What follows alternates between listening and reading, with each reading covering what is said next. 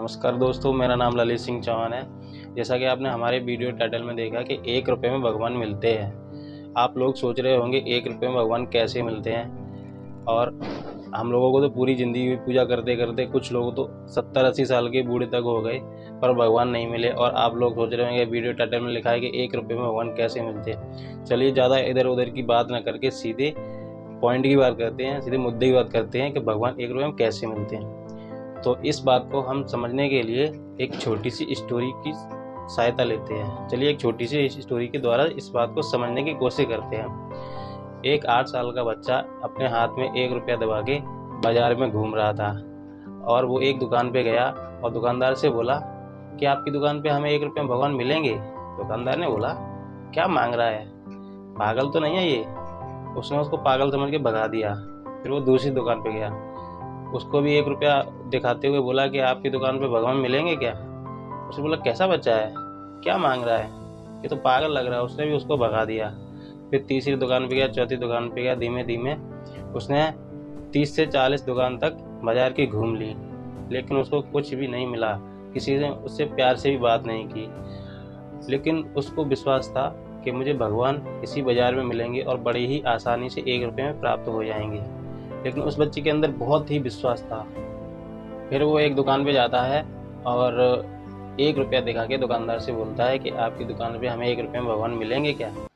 तो दुकानदार देखता है और अपने मन ही मन में थोड़ा खुश हो जाता है कि कैसा विचित्र बच्चा है, ये क्या मांग रहा है। तो उसने बोला, बेटा आपको भगवान क्यों चाहिए। तो उसने बोला कि मेरी माँ की तबीयत बहुत ख़राब है और वो हॉस्पिटल में भर्ती है और मेरी माँ के सिवा मेरा कोई भी नहीं है।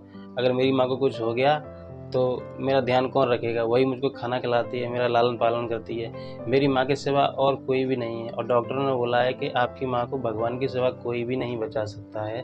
इसलिए मैं भगवान को ढूंढने निकला हूँ बाज़ार में। क्या आपकी दुकान में भगवान मिलेंगे।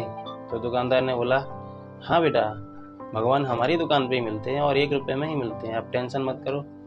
और दुकानदार ने उसके हाथ में से 1 रुपया लिया और अपनी दुकान में गया और भगवान कृष्ण की छोटी सी मूर्ति लाके दे दी बच्चे को और बोला, बेटा ये अपनी माँ के पास रख देना और टेंशन मत करना, आपकी माँ बिल्कुल सही हो जाएगी।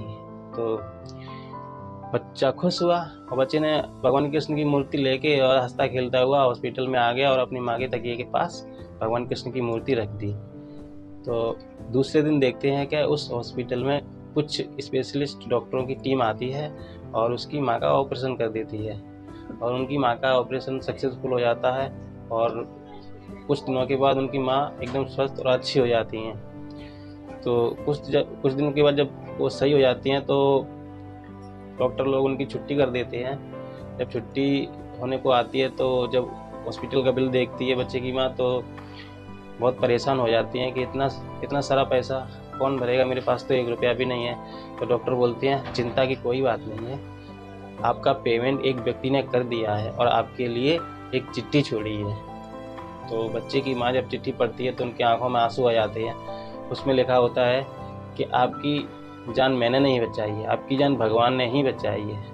अगर आपको शुक्रिया अदा करना है तो भगवान का कीजिए और अपने बच्चे का कीजिए।